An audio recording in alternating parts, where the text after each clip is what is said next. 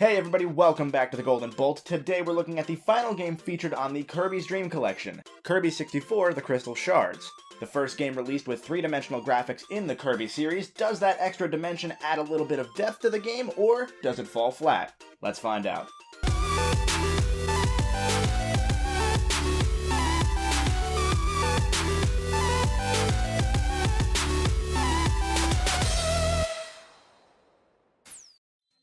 Oh, hey, an actual narrative structure this time around. That's neat. Kirby 64 is a continuation of the Dreamland series, meaning that, yes, Dark Matter is here again to screw up everybody's day. This time around, he attacks Ripple Star, home to a bunch of fairies and this magical crystal. One of these fairies, named Ribbon, tries to escape with the crystal, but Dark Matter catches her and breaks the crystal into dozens of pieces. Ribbon falls onto Popstar with just one of these crystal shards. That's the title of the game. And bumps into Kirby. The pink puffball decides he'll help her reclaim all these shards that are scattered across 6 different worlds. Near the start of this adventure, Kirby saves Waddle Dee, Adeleine, and yes, even King Dedede from Dark Matter's evil grasp, and recruits them to help take down Dark Matter once and for all. These cutscenes here do a wonderful job of setting Kirby 64 apart from pretty much every other game in the Dream Collection. For one, they give the game a semblance of actual, palpable story. The previous games had maybe an intro scene, those little world scenes to add some charm, and in Superstar's case, a cutscene here and there in some of the subgames. None of them had anything close to this. Yeah, there may only be like 10 minutes of cutscene total, but seeing everything in motion and seeing these characters brought to life in 3D just takes the package to a whole new level. We see the attitude of these characters really start to come out. I mean, Kirby's still a happy-go-lucky doofus slash probably serial killer, but we get some real characterization for Adeleine that defines her as more than just a random boss like in Dreamland 3. On top of this, we start to see the character fleshed out for Waddle Dee, who's now such a favorite that people want him in Smash Bros. Hell, we even see that King Dedede has a soft spot. Look at him, he's crying, he doesn't want to say goodbye to his new friends.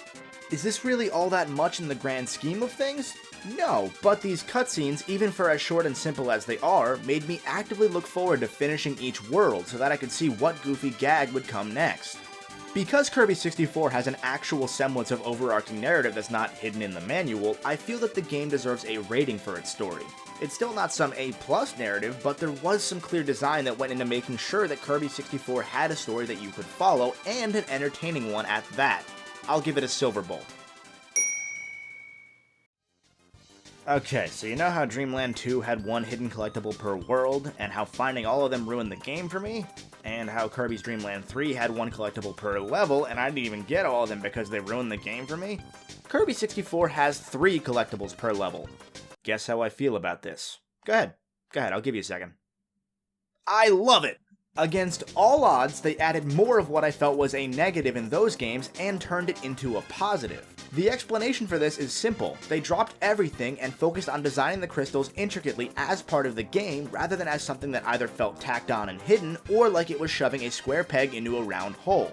The crystal shards become part of the Kirby gameplay that initially charmed me, exploring each room as fully as possible, just relaxing and enjoying every step of the journey. Some of these will come from defeating mini-bosses too, but more often than not, they're simply hidden in plain sight. If you explore the nooks and crannies, you'll find them. While there are also some shards hidden behind power-specific walls, it's never nebulous how you destroy these walls. If a wall is red, you need fire. If it's green, you need boomerang.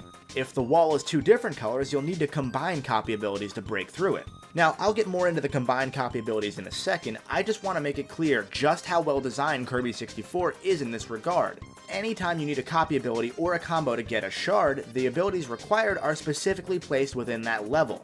There's exactly one case I can recall where it's not, and the ability you need is found immediately in either the previous or the following level. That's good design, that's well thought out enemy placement, I love it!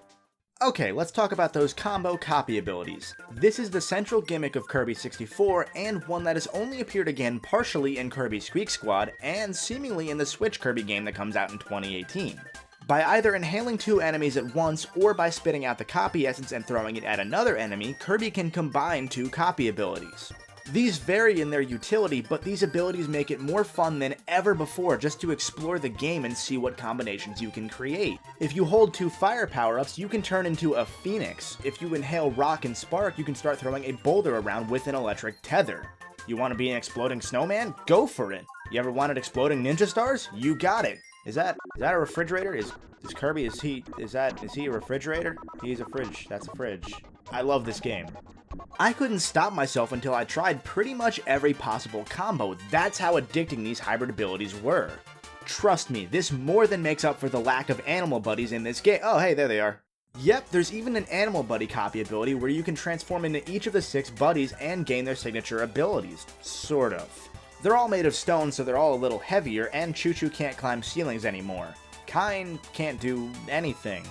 Like, he just can't move. This is pretty fitting, honestly. Also, apparently Rick could wall jump in Dreamland 3. I had no idea, only found out because I had to wall jump in this game to get one of the shards. So that's kind of neat. Anyway, let's talk about the level design. While part of this is certainly due to the combined copy abilities, Kirby 64 gave me the most pure enjoyment out of any of the Kirby games I've played thus far. It brought back that sense of pure joy and exploration that I felt in Adventure and in Dreamland 2, and magnified it with larger worlds and new design. The game never dragged, each level felt like an extension of the last. Part of this is because Waddle Dee, Adeleine, and Dedede all show up in the levels to assist at times. Waddle Dee will pop up and help Kirby through a minecart section, Adeleine will show up and paint Kirby a tomato for health or an extra life, and Dedede will hammer his way through sections of the level that Kirby couldn't. It really makes this feel like a team effort, and that goes a long way. It never felt like it was work like Dreamland 3 and Superstar did for me at times. I collected nearly every Crystal Shard on my own as I went through the game simply because I enjoyed exploring that much. The only times I had to go back for any of them were when I needed a certain ability simply because I didn't know which one I'd need. Sometimes I didn't even have to go back because the team at HAL thought to make sure that combined abilities still count if the shard is hidden behind a single ability wall. It's little things like this that nail the game for me. Hell, if you hit no on the startup screen when the game asks you if you need a tutorial, it won't run you through that tutorial anyway. Thank you! Kirby 64 also comes with some other slight changes to the formula. Certain abilities have their properties shifted. With Boomerang, Kirby now throws his own face at enemies, sorta like Rick's Boomerang did. By the way, that was Also, seemingly taking after Super Smash Bros., Kirby now has a limited amount of time floating before he'll run out of air and fall. This helps offset some of the lack of challenge brought on by the combined abilities. Now, if you're low on health, you've gotta man up and fight instead of just fly over everything. As a whole though, this is potentially the easiest Kirby game I've played since Dreamland 1. There are only a few sections that get frustrating, like this one in the Frozen Factory that relies on insanely precise timing for a game focused on floating mechanics. I do have a bone to pick with a couple other things though. First, if you exit a mini-boss room after unlocking a shard, but before collecting it, it's gone. This happens way too often for one reason or another, and it's just a simple oversight that caused me to replay levels more than I'd like to admit. Second, this Adeleine puzzle. You've got to color in the fruit that she paints, but what is that? I don't even know what that's supposed to be. I literally just guessed until I got it because that is an awful, awful painting. These are, in the end, very minor complaints for a game that I ended up getting the true ending in, not because I felt like I should, but because I wanted to. Was the random shoot-'em-up final boss fun? Not necessarily, but I enjoyed the journey so much that it was worth it to me. Is that Star Wars? Is the true ending of this game the ending of Star Wars? Okay, you know what? No, I lied. This story is A+.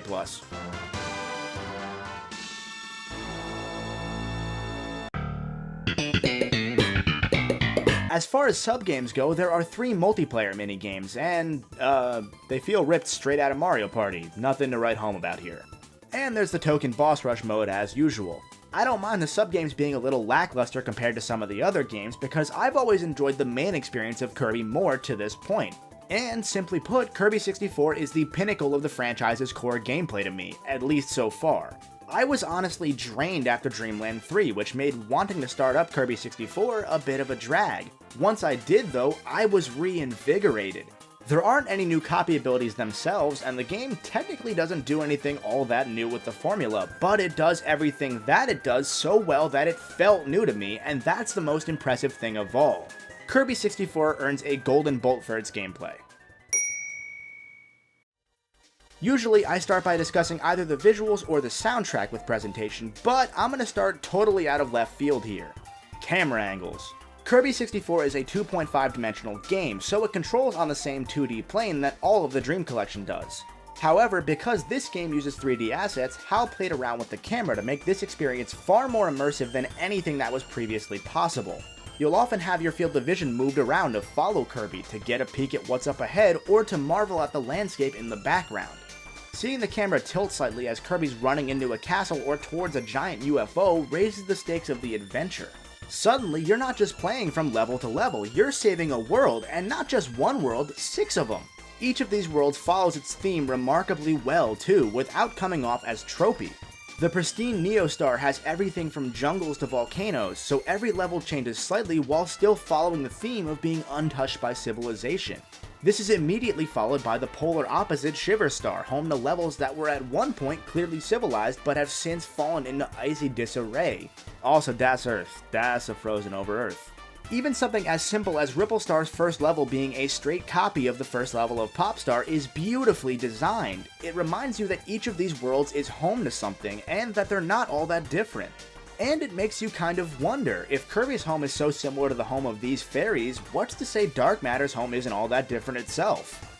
Oh, never mind.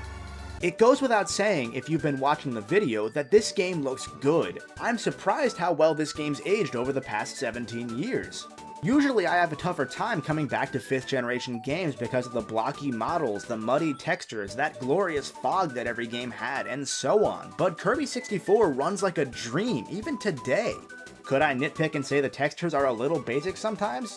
Yeah, I guess, but it crossed my mind maybe once during the entire game, and that was in the 4th level. And I don't think I need to stress again that I love the music in this series. Kirby 64 is no different. Mostly. Much of the soundtrack lands with a punch at the beginning to hook you right in and get you ready to play. Admittedly though, some of the tracks end up having too much going on. For example, I adore Rockstar's melody. It reminds me of Brave Fencer Musashi actually. However, there's so much going on in the front with random noise smacking your senses that it actually turns me off after too long. There aren't too many songs that have this same issue, but in general, Kirby 64 follows the thought train of more is more. That's a shame because previous games nailed the audio with much less to work with. It's significant enough that it distracted me more than once in my time playing the game, simply because these songs hit so hard so quickly that I'd be deaf not to notice it. While the rest of the game's presentation is on point, this did take me out of the experience at least a little bit, and while I love the soundtrack as a whole, it didn't live up to the standards set by some of the earlier games. Despite liking how it looks more than most of the previous Kirbys, I'm gonna give Kirby 64 a silver bolt for the overall presentation. Now that we've covered all 6 of the games featured on the Dream Collection, we have one more video left on the Dream Collection Marathon before we move on, and that is the Dream Collection itself. This has some extra mini games and content put on here that I want to look at before we move on, so I'm going to make a little bit of a different style, shorter review to look at that, and wrap up this marathon as a whole. As always, thank you very much for watching. If you liked the video, make sure you hit the like button and share it with your friends. Leave a comment down below with what you think about Kirby 64 and the Dream Collection as a whole, and make sure you subscribe. As always, everybody, stay golden.